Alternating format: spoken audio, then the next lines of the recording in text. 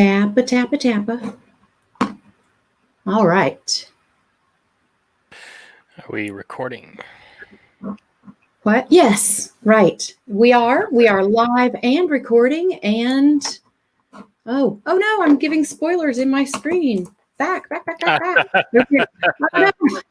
Well, then a little sneak preview for everyone who joined at 12:59. That'll be nice.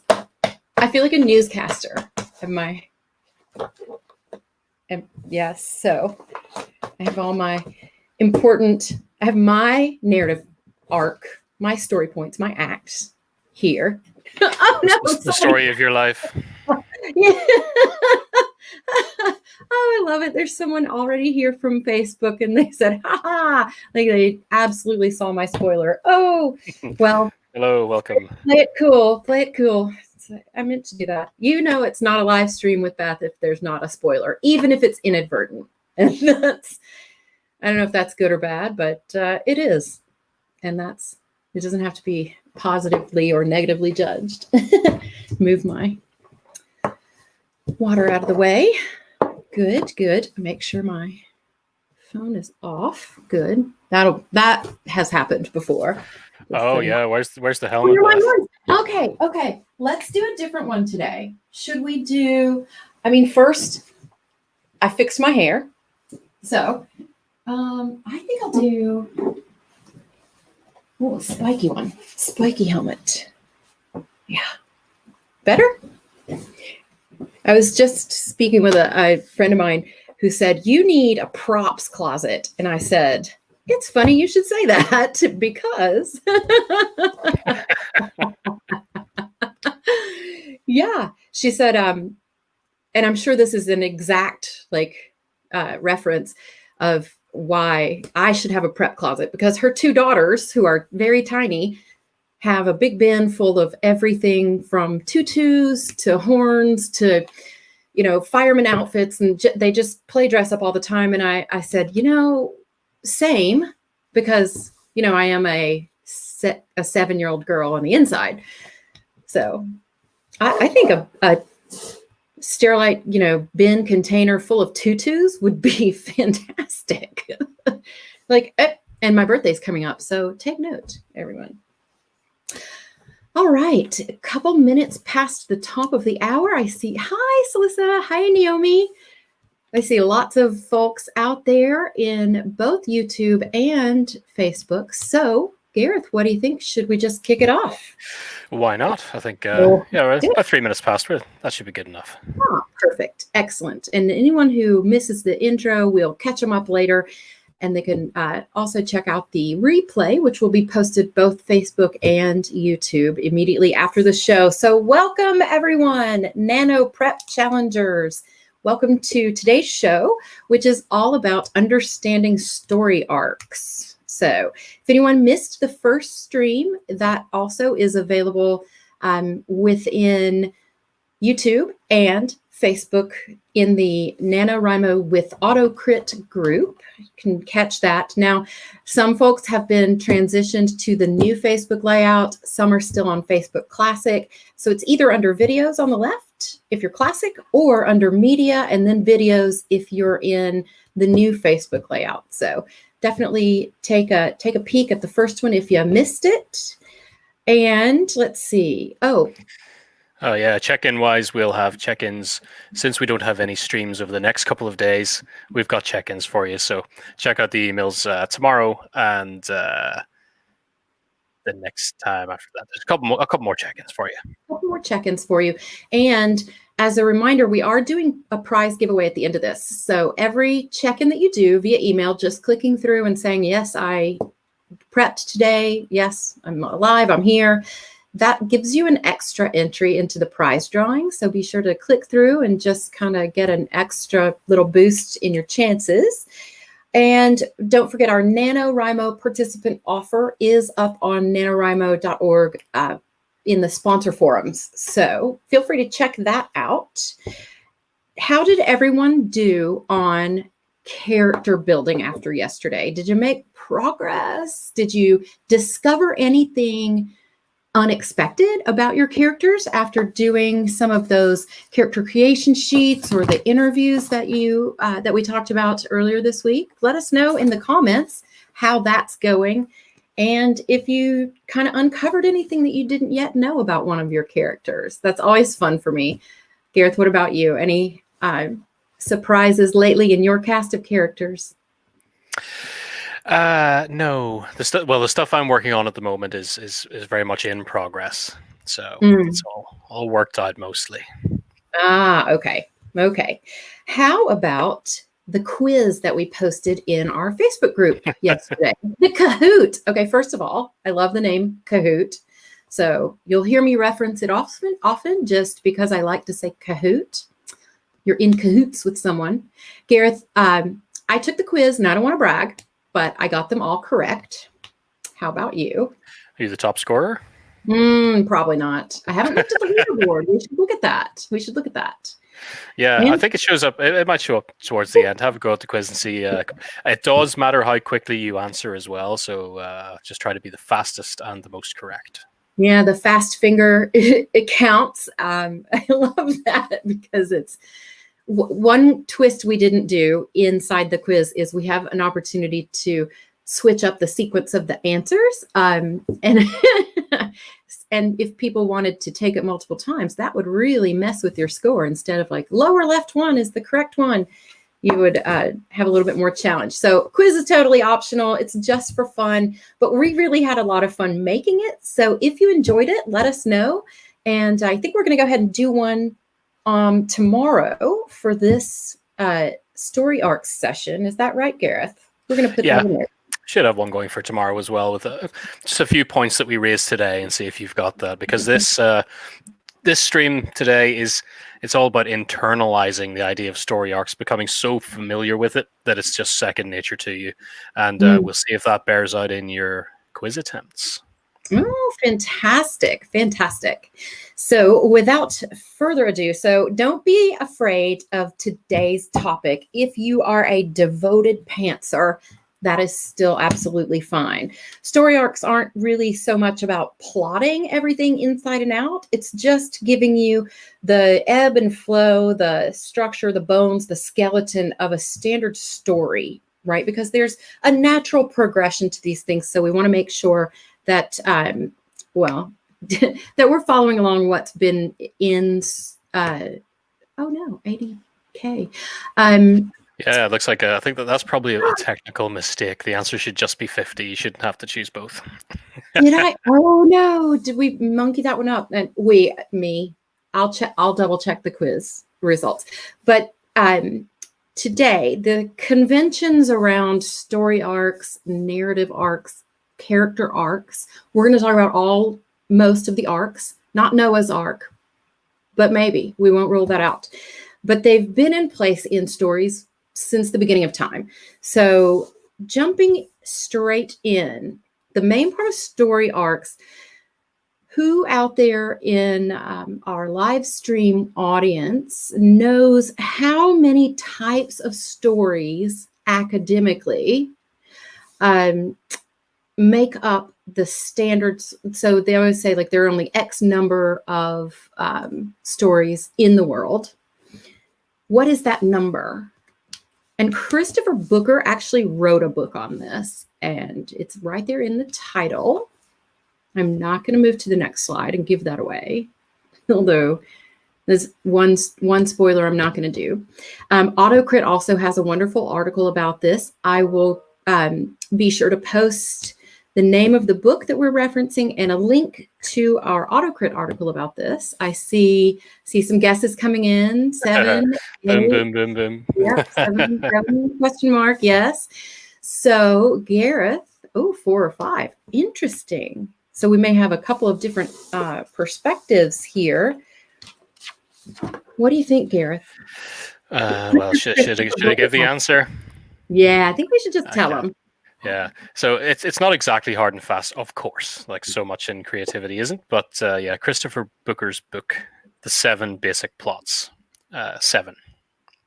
And then when Gareth mentions that these aren't hard and fast, there are other aspects, and we'll talk about a second perspective on that, a hedonometer. We'll talk about that in just a second.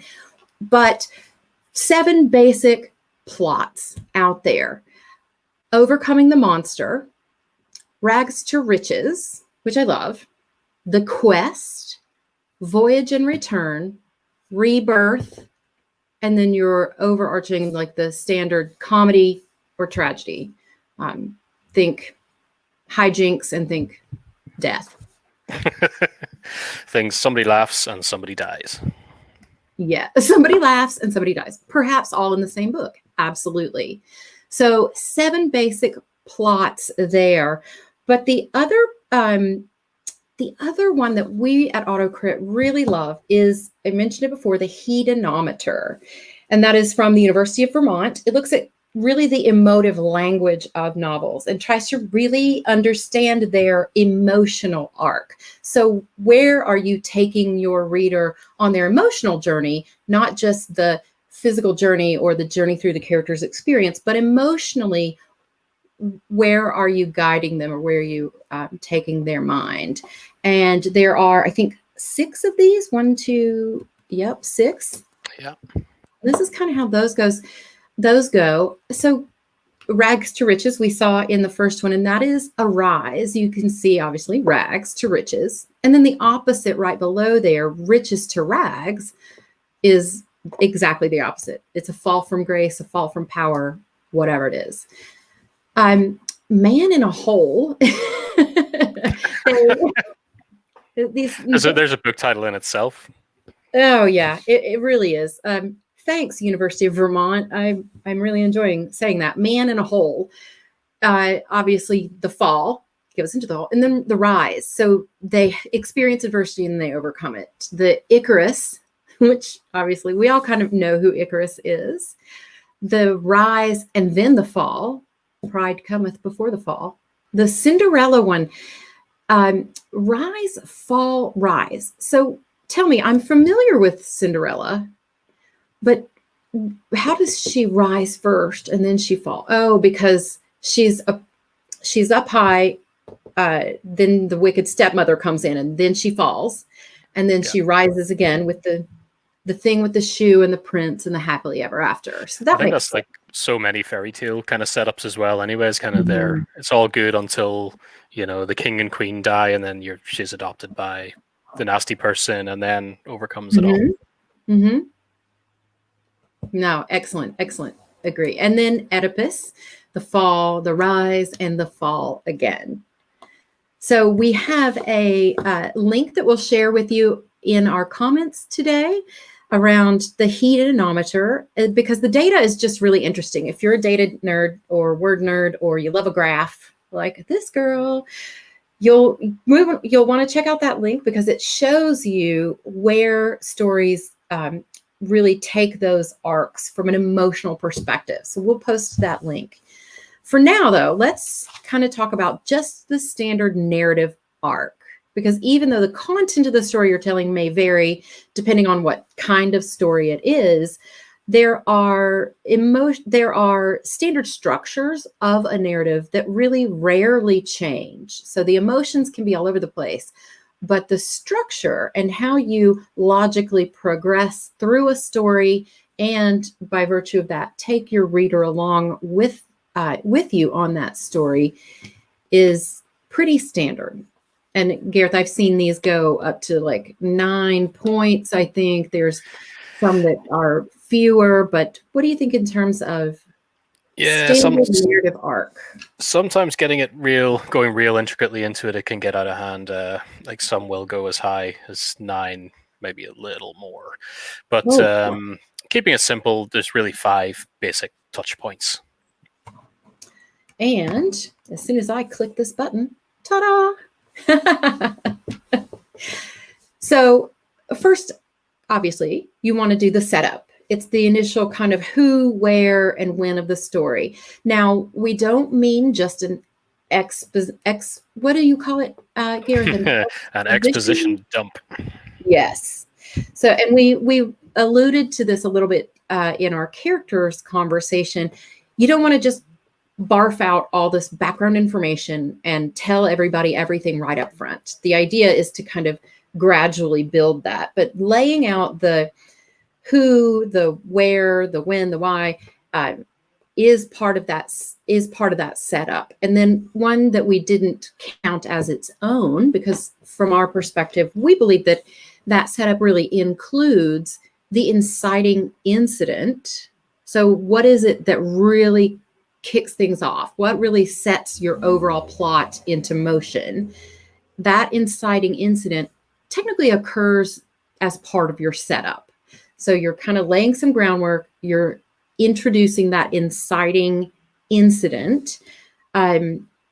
It's sometimes where your hero and villain first clash, not always, but a lot of times, yes.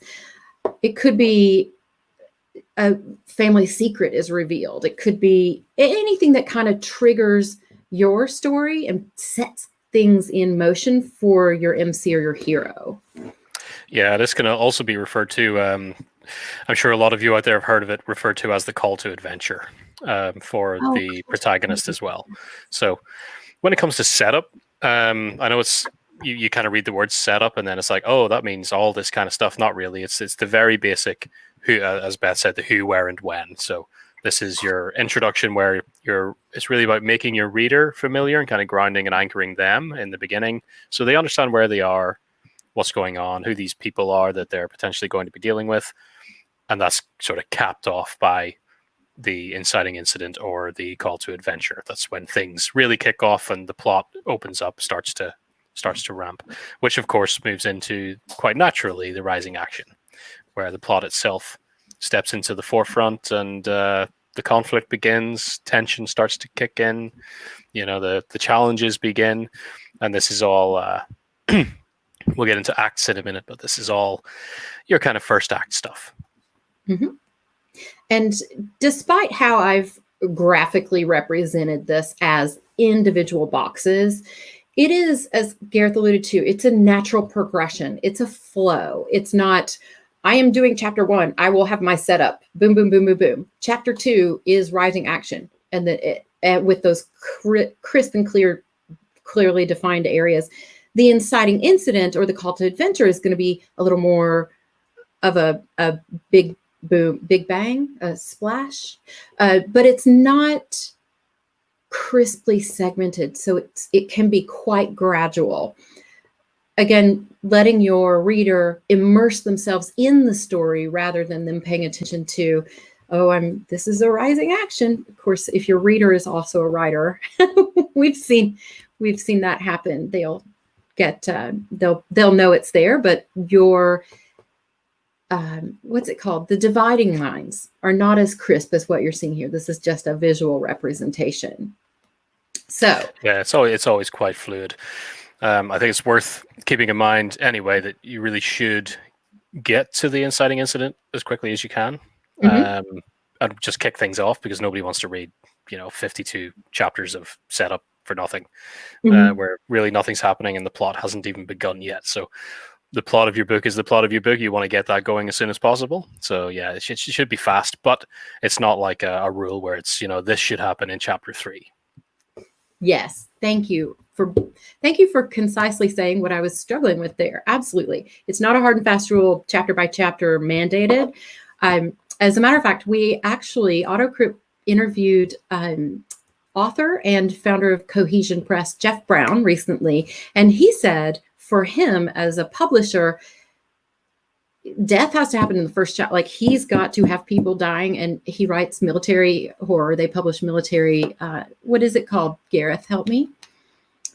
The series? Mm-hmm. The series is called Snafu. It's all military horror. Snafu, military horror. And his hook is, I want to see blood and guts and death in the first chapter. So when Gareth talks about getting to that inciting incident, absolutely get to that as quickly as you can with enough context for your reader for it to make sense emotionally. Then as you kind of ramp up through that rising action, ultimately you'll get to kind of that tipping point of, okay, not woe is me, but all hope is lost. there's just no possible way out of this. And then hitting that climax where all the tension you've been building through your rising action, all of that escalating conflict and escalating stakes for both your hero and your villain are reaching to this pinnacle, this climax. And then whatever goal you've set for those characters and for the story overall, that goal is achieved in the climax. Now, it doesn't have to be when I say goals achieved, it always feels like, yay, something positive. I did my 50,000 steps today. It's not always positive. And Gareth, you can probably handle it. Yeah, the results don't always have to be good. It's just the climax has taken place. The climactic face-off has happened. And it's up to you whether the fallout is entirely positive, or there are. I prefer that there are realistic negative effects of it as well, because it's a good way to have lasting impact on the characters. Is they've been successful, but kind of at what cost? There's always a cost. There's always a cost, and the falling action cost. So the fallout, the ramifications, the changes in the characters themselves are being dealt with through that falling action. The tension's coming down. You're working toward your final resolution where everything kind of hits a wrap up. And we don't necessarily always want to wrap it up so neatly, but it really does give the reader a sense of resolution to all the emotional, physical, character fallout, as well as the scene fallout. Is there a physical landscape impact after your climax? All of that does get a little bit of a wrap up in that resolution before you type the words "the end." But it doesn't, as Gareth mentioned, always have to be happy. It should make sense, though.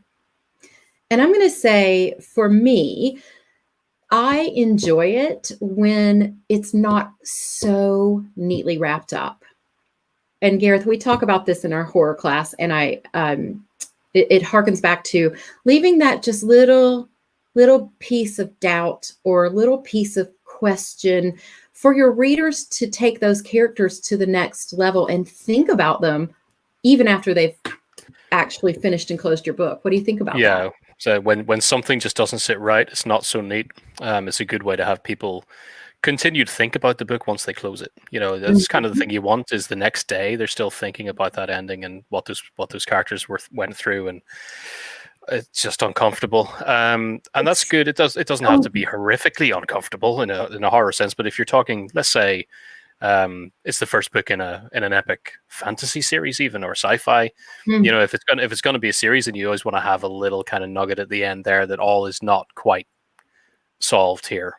And that's a good way to have people think, you know, when's the next one, and then they're sending you emails and bugging you when you're like, I'll write the next one next year, and they won't let you even check your inbox. I just did this with an author, so I'm not going to give away what actually happened in the book, but one of the authors we are interviewing via live stream during the month of November is Jennifer S. Brown, who writes historical fiction. She has a book called Modern Girls that she wrote during NaNo one year and then published it.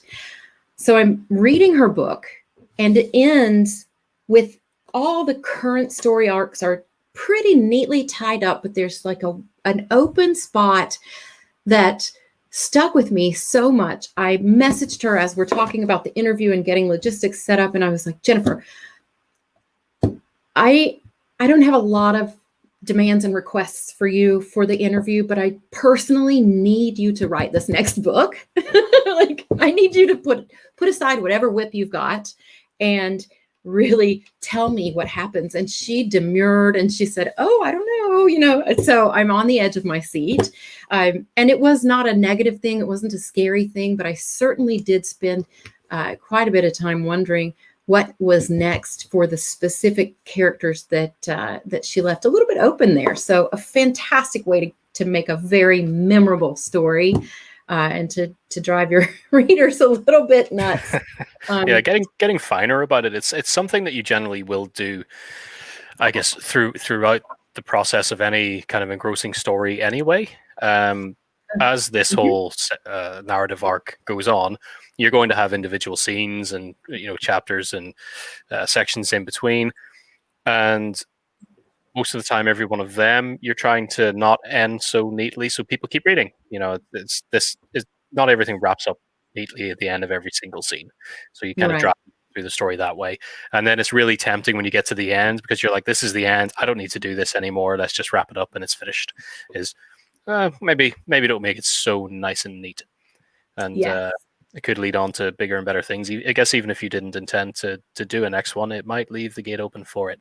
So keep it in mind. Absolutely. I love that. Even if you as the author know what's behind anything that you're leaving just a little bit open, there's no need to tell everybody everything. It's kind of what we spoke about with the character creation.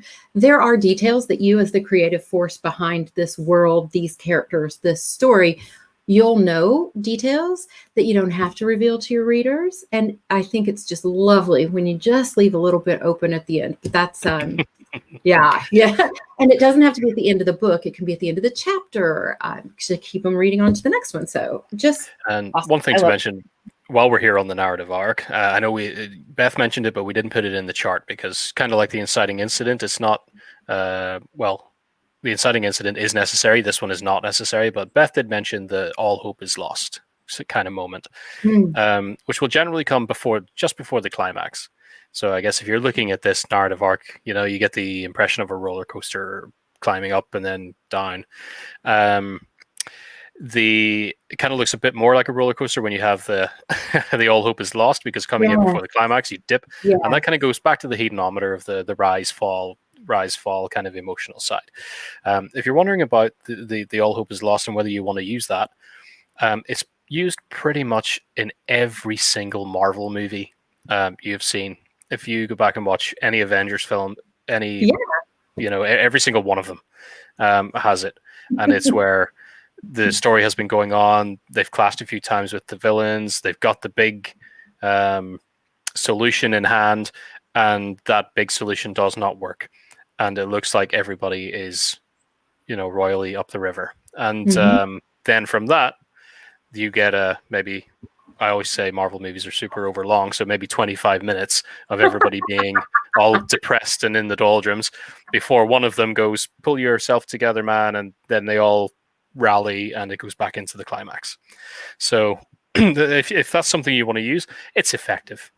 And it's often worth doing. I do like to put them in there because it's dramatic. We're writing drama at the end of the day. So keep that in mind. You can, in your mind, put a little mark there just before the climax in case you want to do that. Just pull things back a bit, make it look all gray and depressing and nothing's working out, and then bring back a miraculous recovery. A miraculous recovery. Well, don't make it miraculous, because I guess that begs to the Deus Ex Machina. No, make it make sense.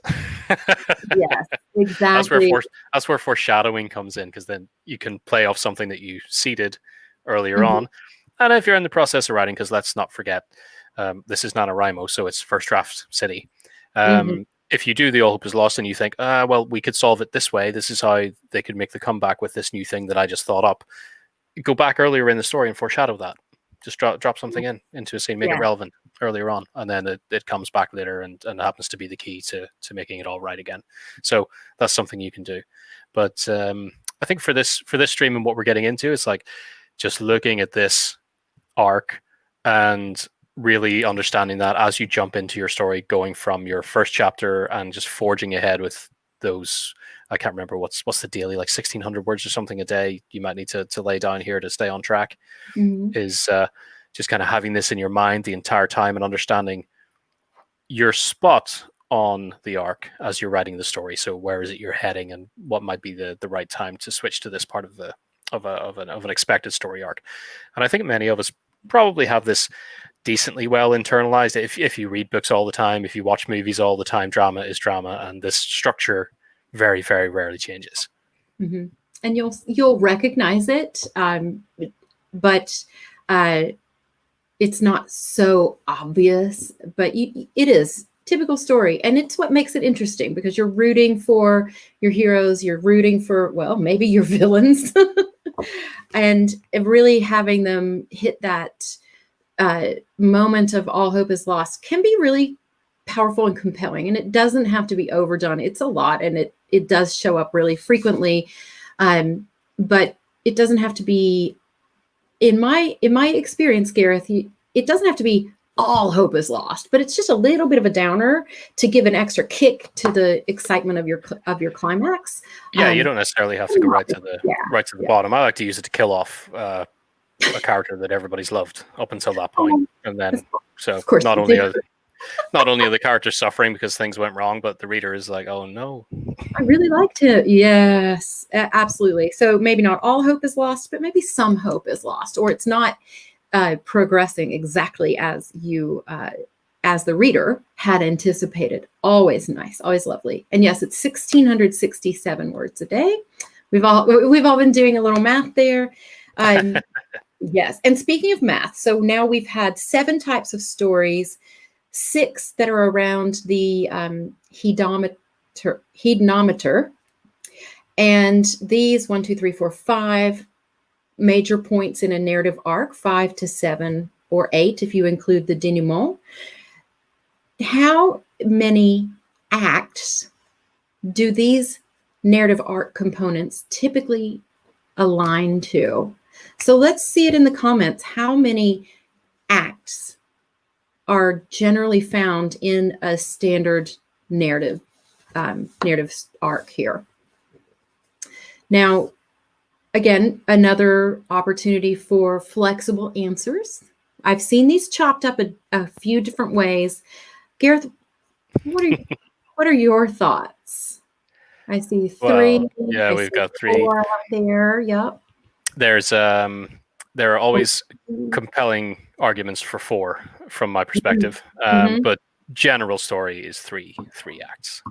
So and we've had a couple people say like, yeah, 3 is the standard, but I go for 4. It just works better for me. This is definitely one of those areas where it's personal style, right?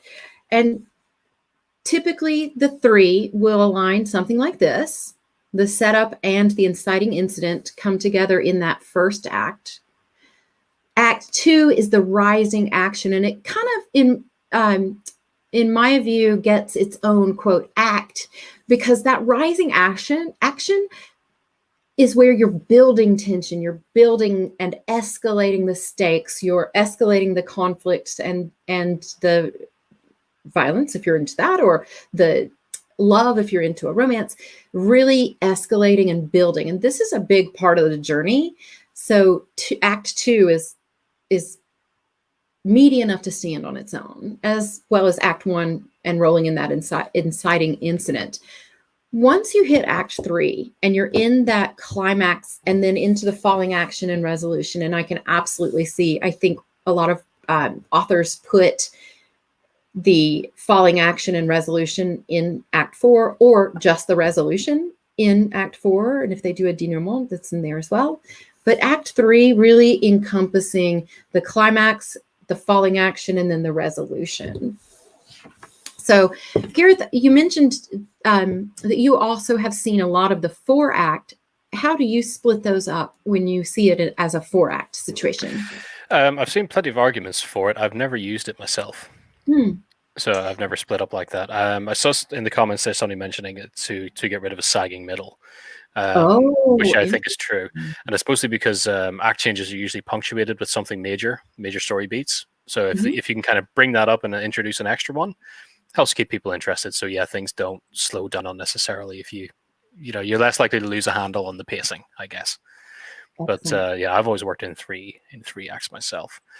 I would say while we're on the topic of acts, before we move to the next part, one thing that I like to use or kind of keep in mind, and it's sort of a template, but not really. I think a lot of these things when we talk about creative story structure is like it's sort of a template, but not really, because you don't want to stick to it 100% and end up cookie cutter. But one thing I learned, which is particularly effective in screenwriting, but works really, really well in novels as well, is keeping in mind that narrative structure that we showed before, those 5 points. And then while that is the structure of your overall story, so let's say you've got Act 1, Act 2, and Act 3, they're all taking place across the length of this overarching arc. Take that same arc and make smaller versions of it inside each act. So Act 1 actually begins with a setup and an incident, rises to a climax, comes down and takes us into the next act, and just try to meld that in between all three. I can't remember the name of the guy that I picked this up from. It was like the $1 million Hollywood method or something. But it really works. It's good to keep your eye on that. I would try not to stick too much to the denouement or falling action side of things, because you really don't want your pacing to be going up and down constantly throughout the story. But just kind of keep that structure in mind in each act, and then if you're really brave, you can try putting it in each scene as well. So building scenes up from a little beginning, ramping it up, keeping the tension going, and this way, when it's constantly going like starting and then a big climax and coming down again, it's like your reader rarely has time to even breathe, because it's the drama is so constant that they stay engrossed the whole time. But of course, it's something you have to practice and learn when too much is too much. And of course, the big pitfall that you try to avoid that way is, as I mentioned, the pacing sagging when you're sort of coming down too much in between scene, with every scene winding down before the next one winds up. So keeping it too strict can give you problems, but keep it in mind and just try to make little smaller versions of that across the acts, and then maybe across scenes, and see how that works out for you. Whew. This sounds, and someone has posted in our chat here, it's a lot. It's very structured. It's very, it can feel a little overwhelming, especially when now we're into the granular scene side. So if you're a newer novelist, if you're new to really being structured and so forth, my recommendation is to look at, let me go back just real quickly.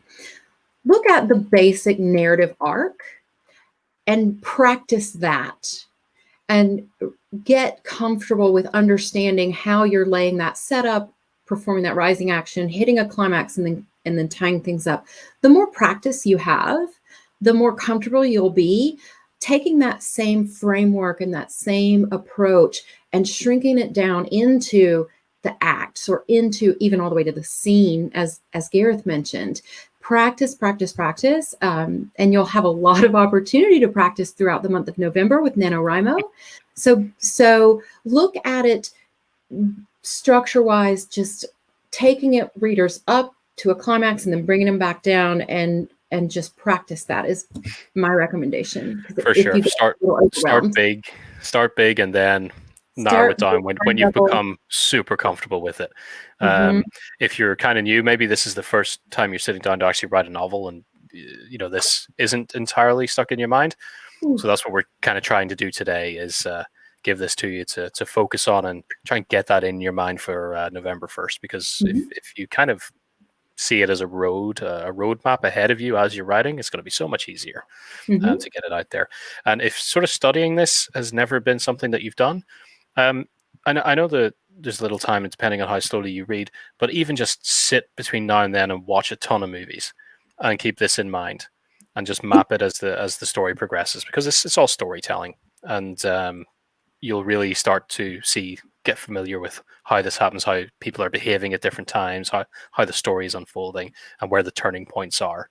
I think just after a couple of days of I don't know how many hours people have in the day to hammer Netflix, but spend some time and do it, and mark it out. Sit there with a little notepad, note what's happening in the movie, jot down the movie title, say setup involved this is what the inciting incident was, where did that occur, and then you've got your second act with all the rising action and the climax, so you can mark down, right, this was the turning points of the climax. If you're watching a Marvel movie, you can say, well, this was the all hope is lost moment where Iron Man is looking really sad, and Oh, everything Robert else. Jr. Robert Downey Jr.'s pained face. I love this. This is homework I can get behind. Watch movies. Of course, if you're a fast reader in November, read books. Yeah, Definitely read books. if you're a fast reader, read books. If you need to, let's say, multitask with your family, put a movie on, have family movie night, and you're on the side there taking your notes. Would love to see these in our NaNoWriMo with AutoCrit Facebook group. Just jot down, or if you know offhand the story arc of a movie that you really enjoyed, and you want to just practice saying, like, here's the setup and here's what they did and here was the inciting incident and or the call to adventure, pop that into the Facebook group and just share kind of your thoughts around there. I think that would be really interesting. If you have a good suggestion of a book or a movie that does this well, share that out there, and we can at least narrow down people's homework. That's only the comment I was planning to write. I'll let you off with it. But yeah, if this is already in your mind and you think you got a good enough handle on it just to sort of free flow, have at it. I would say pump out a bunch of short stories or write something that you're working on and see how you can get the structure in. Yeah, I love the idea. Also, someone said maybe a different genre. I love that because you can really see if you're a nerd to the, is that the right word? If you're used to, let me not be fancy. If you're used to romance and you write romance and you watch romance, take a look at a horror, take a look at a thriller, take a look at some comedy and see how that plays in there. Lord of the Rings is a great one, by the way. Excellent suggestion from one of our viewers there. I really like these ideas, and definitely jump in there and if, as Gareth mentioned, you are already very comfortable with this, take some of those story prompts from your prep pack and write some short stories. It'll really get the rhythm of having that narrative arc, and then you'll be really well positioned to kind of narrow that down. I love it. I love it. This is awesome. Okay, and we do have, I mentioned we're going to have several arcs to talk about today. So we've talked about story arcs, narrative arcs around, and then around the overarching plot of this, or the framework of the story, let me say. There is another type of arc that is just as important. And given what we talked about in our last live stream, everyone gets one guess about the next type of arc we're going to talk about. I'm ruling out Noah's. It's not going to be that. And I promise that's the last time I'll make that joke for this session, I think. Another kind of arc to be aware of is the most important from moving your story ahead, because characters are what progresses your work. The evolution and transformation of your character throughout I love it. Everybody got it right on the first guess. Like, you get one guess and you're like, it's character, especially the hero. I love it. Or especially the villain. Let's give top billing to both of those, because if your reader is empathizing with your villain, that's going to be fantastic.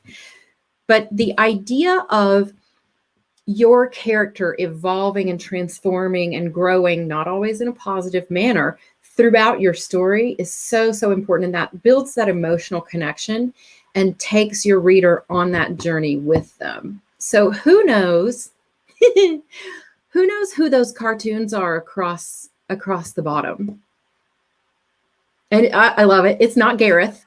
Good guess, though. Excellent guess. Those aren't Gareth. You can you can give either name for the character.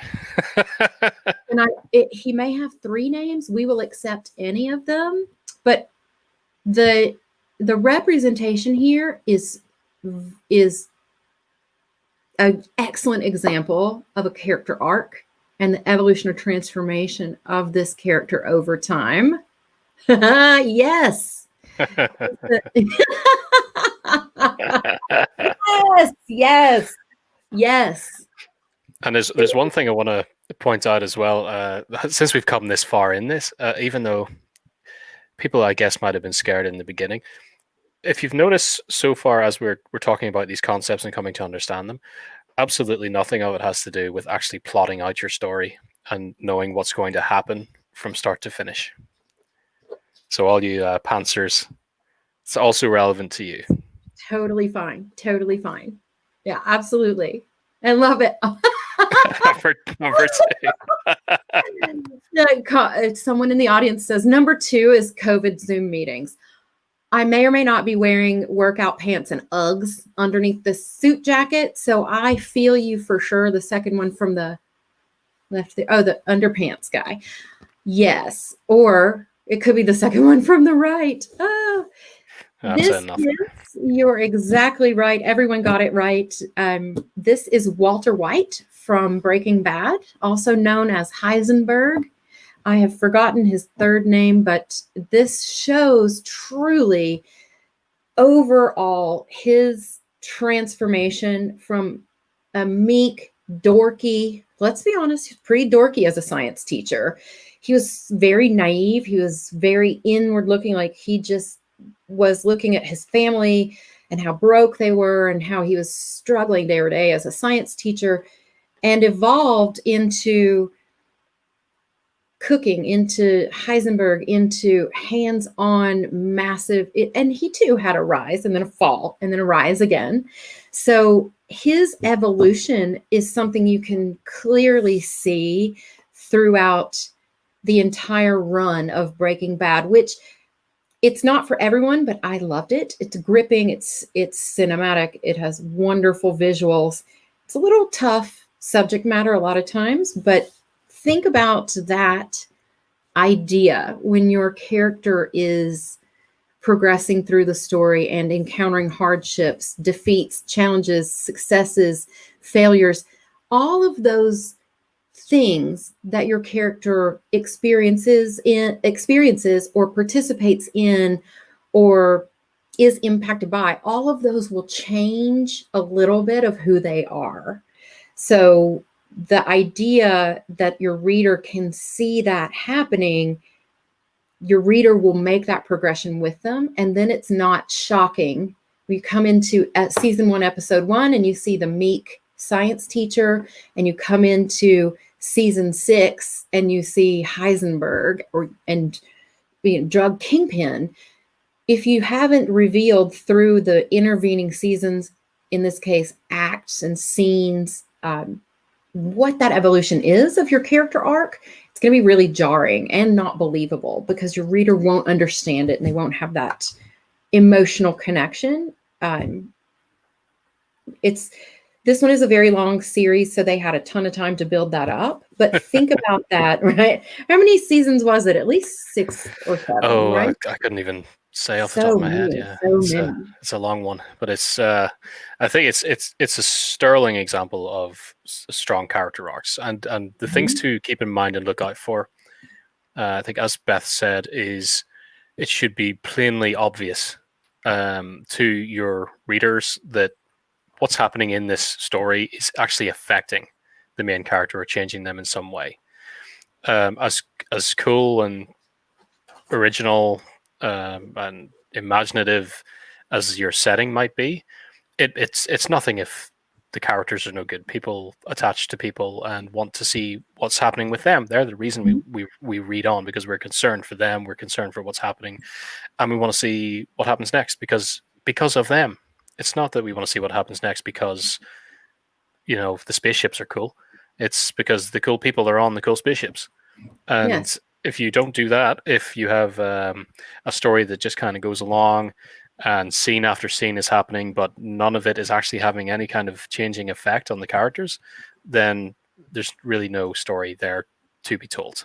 We're not seeing the humanity. We're not seeing opinions changed, perspectives challenged, and how that happening changes people's behavior, which is why I think Walter White, aka Heisenberg, is such a great example of this happening, because you can see him go from this little meek science teacher getting a cancer diagnosis, and the good thing there in a storytelling sense, and to keep in mind, harkening back to our stream on character, where we said everything must be reasoned. Everything he does and everything he becomes is in a way reasoned for him.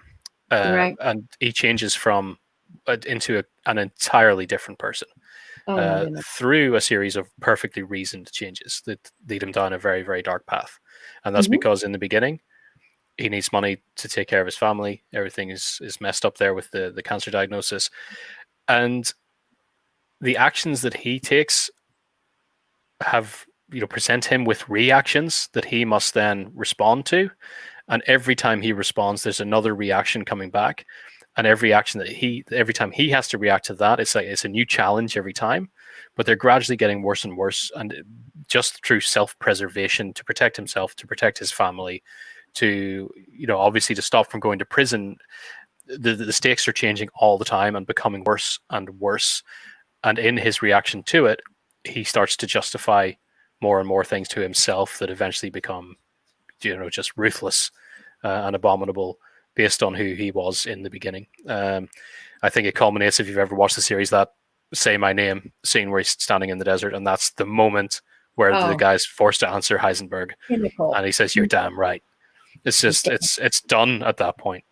And you can really feel it because it's been done so well. That's why that's such a famous scene. That's being, it's in animated GIFs, it's in memes, it's everywhere, because it's just so powerful, and it could never have been as popular and respected as it is if that groundwork wasn't done and the character's actions did not feel like he was doing what he thought was best.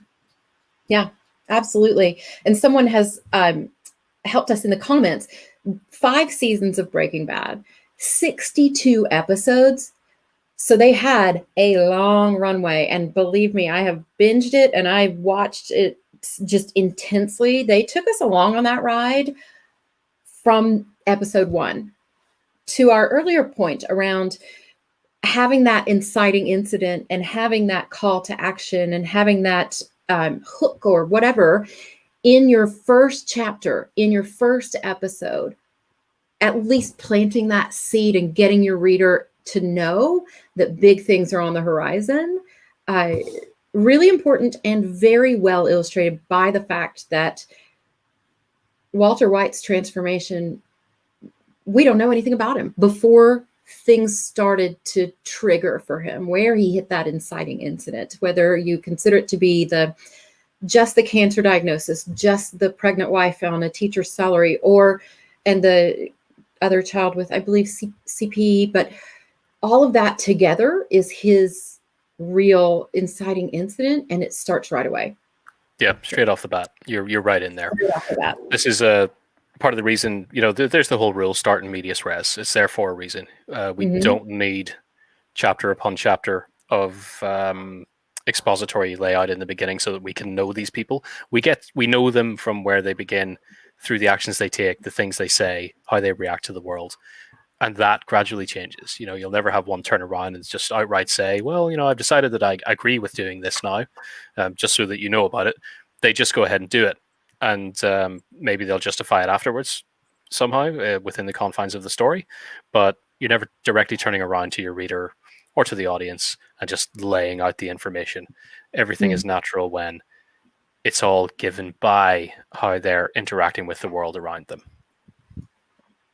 Absolutely.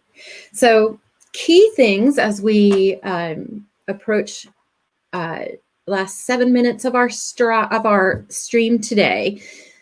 Key things here to remember: the types of story. So deciding what kind of story you want to lay out. Is it, well, I've taken my screen off, but is it a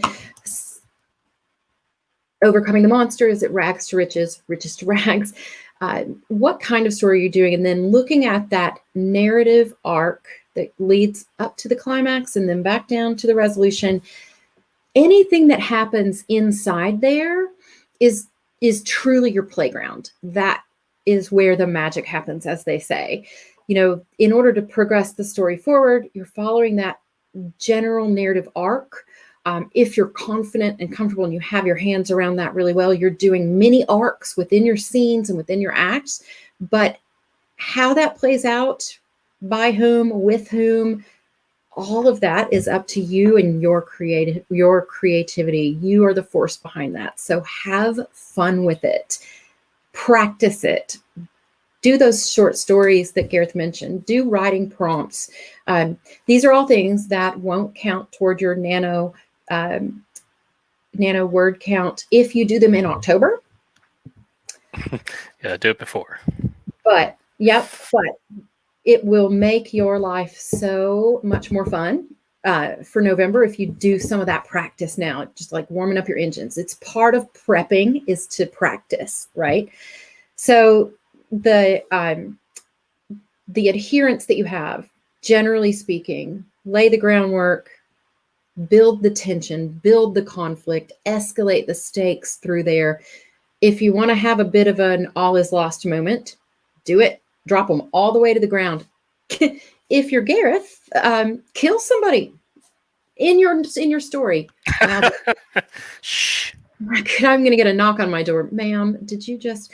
But, don't be afraid to do something bold in that moment of all hope is lost before you reach your climax. And then take them back down, wrap things up pretty well. If you want to leave some doors open, some little threads sticking out you can tug on later for your sequel, your prequel, your whatever it is, feel free to do that. A lot of readers love it when it's just not as neat and tidy as it could be.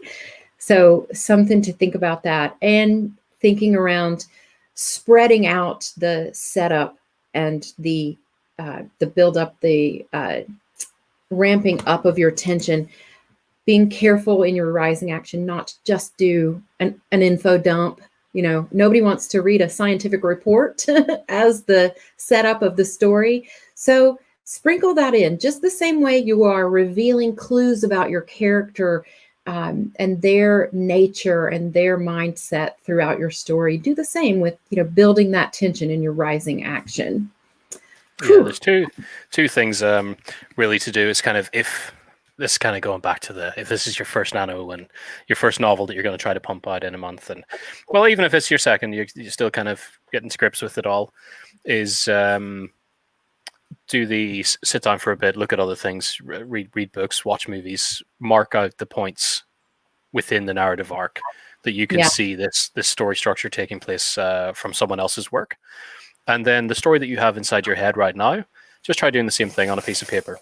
Just mark where you think these big events that you see in your head right now might happen. Of course, not going to say plan literally everything because these things might change, but it still gives you some kind of structure to understand. So when you sit down and start putting the words down, the structure will pull you forward. Just this knowledge of the structure and the security of that will pull you forward. And on the other hand as well, think about your characters. So when you've got these big points marked out where you think your story might unfold and come back down and what might happen, if you do come up with a set piece in your head that you really like and you're like, that's definitely going to happen in the book, spend a bit of time thinking, based on the character interviews that you've done, who your character is, how is this likely to affect them? How is it going to change their arc? What are they going to come out the other side of this thing like? Put some thought into that. Again, it's all just kind of front loading stuff. So when you go into November, you've got that toolbox to reach into. I love that. I love it. And that's truly the heart of this prep challenge, is having that toolbox, building rich characters, laying out a general story arc where inciting incident may occur, all hope is lost may occur. What's your climax? If you don't know your climax, it's going to be really difficult to write a story where you just don't know what's going to happen. Because so think about that just a little bit. And it may be that point changes throughout the month of November as you're writing, but having a little idea going in gives you, as Gareth mentioned, a lot of info, a lot of tools in your toolbox that you can just reach in and grab to help you get those 50,000 words written. 50,000. We did fix the quiz. I'm so sorry. I was in such a rush, and I was just so excited about a Kahoot. I marked that one wrong. So everyone add 5 points to your score. I don't know if that's the thing, but we got that corrected, and we'll go ahead then and post another Kahoot for you. And I'm going to ask my teammates to double check my answer key this time before we post it. So we'll get that posted either later today or tomorrow in the group. And the repaired one, we just posted the link out there as well for the first one. We don't have another live stream until Monday. Is that right, Gareth? Correct. So we have gone through a ton of information today on this live stream. We will post this. We'll post the links also to any additional information that we've referenced. If anybody wants the cool printout of my narrative arc, I'll PDF that and put it out there for you as well. I'll put that in the Facebook group. So print it out, tape it to your monitor, have that narrative arc visible to you all the time, and think about kind of how you can pace through there. And watch movies. Read books, watch movies, take your notes. I think that's a tremendous idea. You know, the best ways to get better at writing are practicing writing and reading. And we will also roll in there, watch movies and take notes with your author's hat, with your literal or figurative author's hat on. Watch movies, dig in, sit with your characters, your narrative arc, your character arc for sure. And on Monday, we'll start putting those pieces together in our live stream called Rock Your First Chapter. And we've alluded to that a few times, how important it is to have just a great opening first chapter to hook your reader in. We will talk about that on Monday. In the meantime, share in the group, post suggestions for books or movies, and we will sign off and see you live again for part 3, Rock Your First Chapter, on Monday. Yeah, Thanks, hopefully everyone. over the weekend, check these things out. You'll become a super strong storyteller. So it's all about the foundation of storytelling. And then on Monday, we'll see how to get that out on the page so you can begin with, I don't know what the word is, a boost, maybe? A boost. Absolutely. And that is a wrap for us today. Thanks, everyone. We'll see you on Monday. See ya. Bye.